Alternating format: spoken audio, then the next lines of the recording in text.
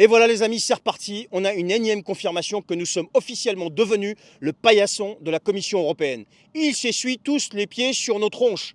Pourquoi je vous dis ça? Eh bien pour vous parler du fameux traité de libre-échange entre l'Union européenne et le Mercosur. Vous savez, celui qui va complètement finir de ruiner nos agriculteurs et inonder notre marché de produits agricoles plus que douteux et qui va être bouclé avant fin 2024. Oui, vous avez bien entendu, c'est là, c'est imminent, c'est presque demain. Alors on va rentrer un peu plus dans le détail. Les dernières négociations viennent tout juste de reprendre à Brasilia et ça chauffe, contrairement à ce que nous avait dit la Macronie, que non, vous inquiétez pas, on va pas reprendre les négociations comme ça. Bref, on apprend que la France n'a jamais retiré son appui au mandat de négociation dont la Commission européenne dispose depuis 1999 et elle n'a jamais proposé à Bruxelles de reprendre les négociations à zéro. Je vous renvoie à ce que disait Attal, à ce que disait toute la Macronie, vous savez, pendant la période où nos agriculteurs étaient en colère. Donc ils ont encore une fois menti. Autrement dit, notre gouvernement, sous Macron, est prêt à laisser faire. Tous ces politiciens jusqu'à présent en Macronie ne font que se coucher au détriment de nos agriculteurs et de leur survie. En plus, il y a un négociateur européen qui a même confié que, je cite, « la France sera mise en minorité ».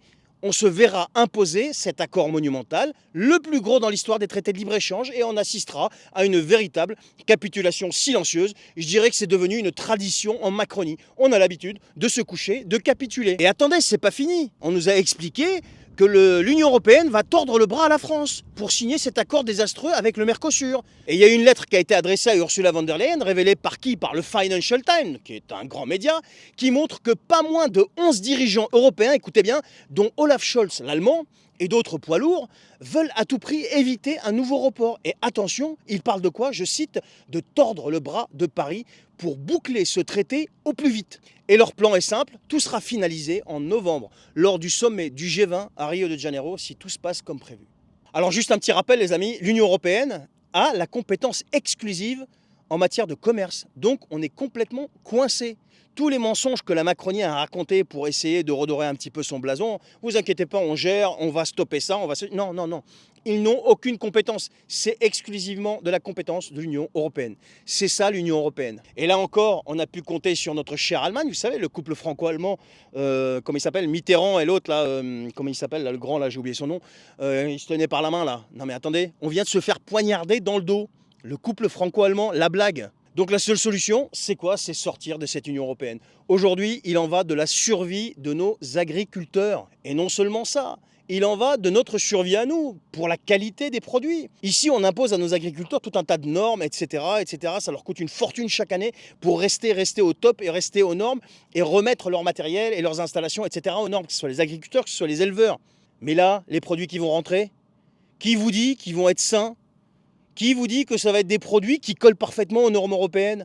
Bah personne, tout ça c'est qu'une histoire de business. Et encore une fois, qu'est-ce qui va se passer? Nos agriculteurs, nos éleveurs, c'est eux qui vont en payer le prix, et nous, dans la foulée derrière.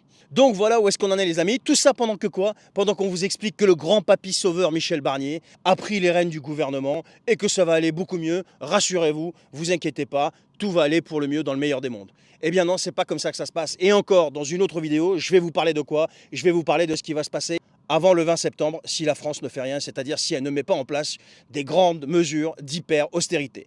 Voilà les amis, partagez cette vidéo. Je vous remercie de m'avoir écouté. Si vous n'êtes pas abonné, abonnez-vous, commentez, likez, etc. Et si vous êtes sur YouTube, abonnez-vous à la chaîne et abonnez-vous s'il vous plaît à Charbactu. Le lien est en description. Allez, prenez soin de vous, à bientôt.